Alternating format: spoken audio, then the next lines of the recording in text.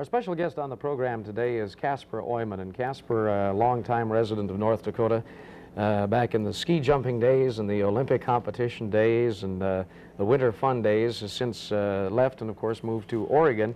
I forgot to ask you, Casper, what city do you live in, Oregon? I live in Ashland, Oregon. Ashland. Is that near Portland anywhere? No, this is in the southern part of the state. Oh, I see. We're in Medford, Oregon. Uh-huh. And it's only about 10 miles from the California border.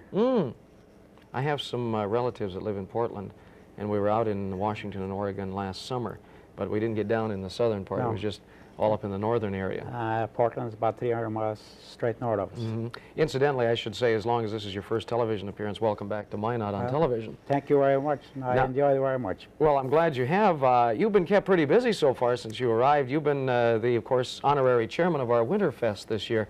Yes, and did it kind of surprise you when you got the call? It certainly did. It did surprise me very much. And I told him, I says, you're betting on the wrong horse when you want me to be a chairman. And I asked him, well, what does this mean to be chairman of the Winter Carnival?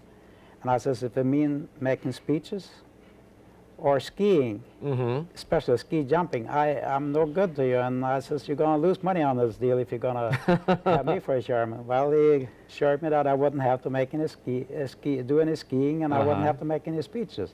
So I've been getting by pretty good so far. You didn't even have to stand on a pair and take a picture, right? No. Well, you've had it pretty easy then, I had it pretty good. Good. How long ago was it that you lived in Minot exactly? Do you remember?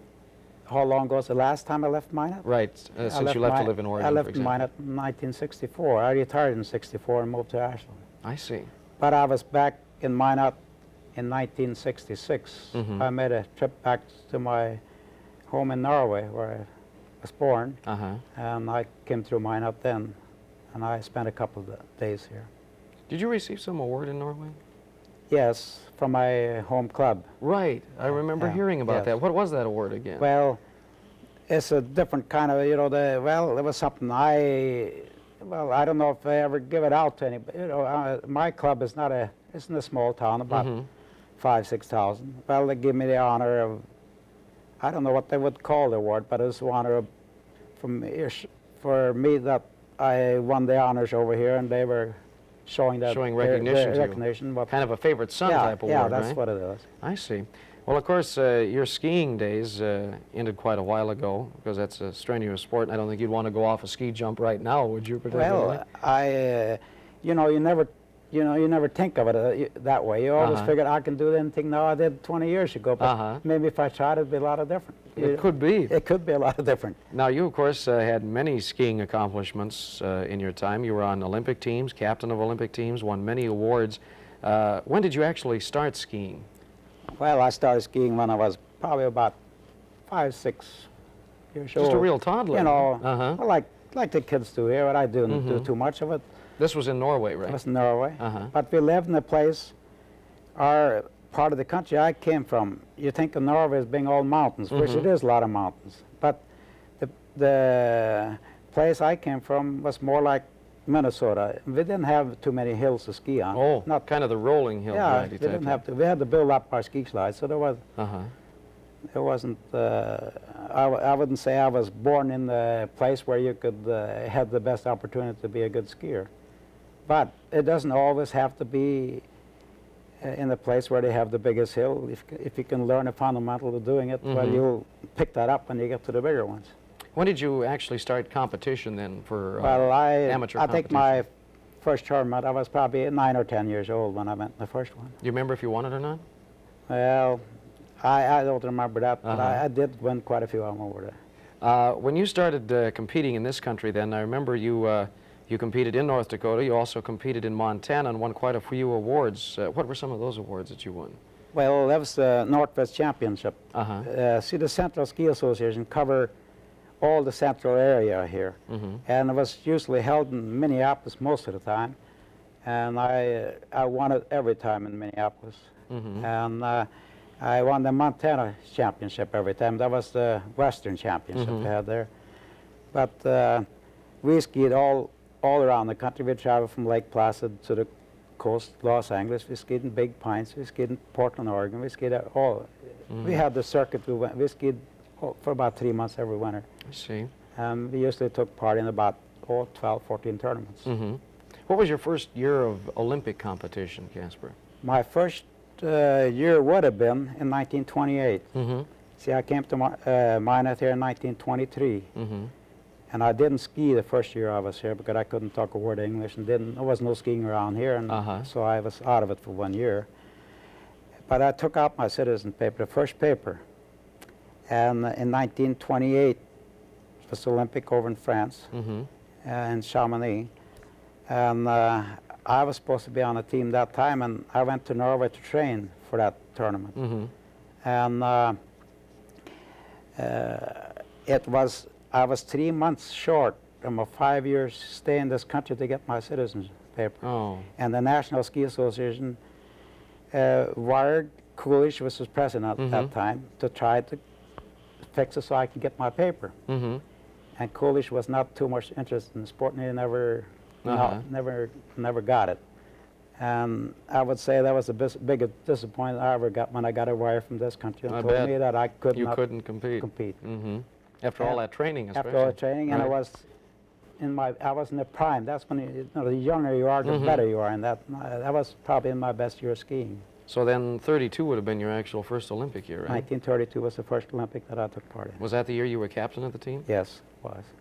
Well, obviously, then you can't say that you lost anything with age, because through 4 years... I got more than my share of it. So that's been okay. Through the 4-year wait to 32, then you became captain of the team, which of course was quite an honor in itself.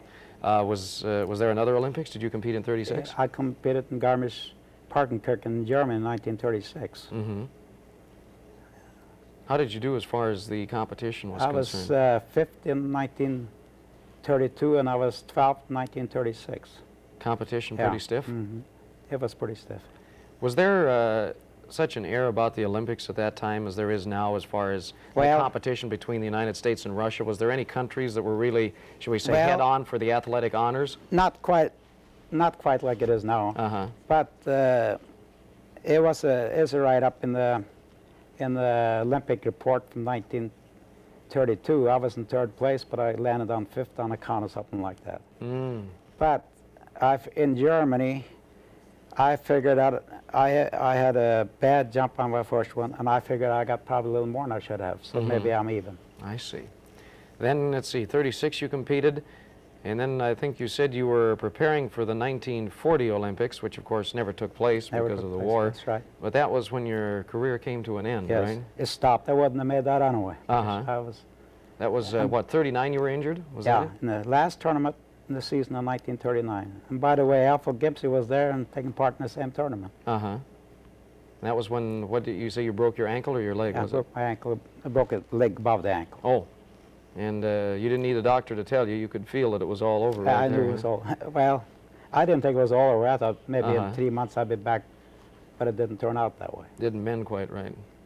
I suppose even though since then you probably kept a little bit of the easy downhill slopes, a little slalom skiing and this sort of thing? Oh, yes, I did quite a bit of it.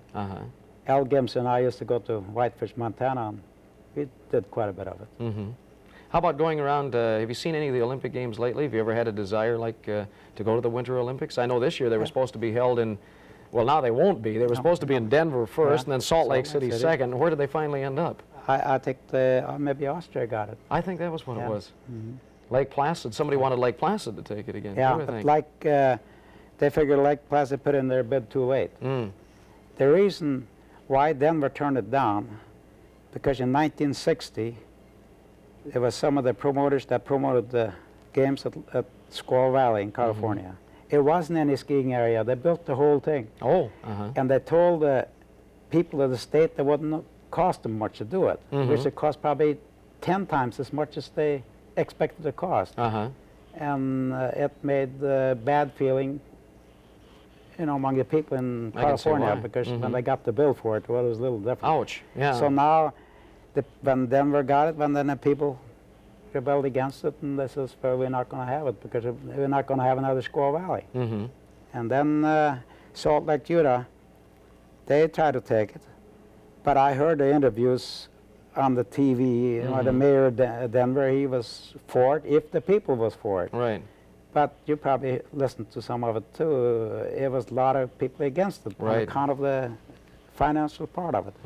I think one point that was made about Denver, too, that someone stated that the people of Colorado, which of course is no hidden fact, don't especially want a bunch of people coming into Colorado either. That's right. As I imagine they don't want to turn out to be the second California. No, that's it.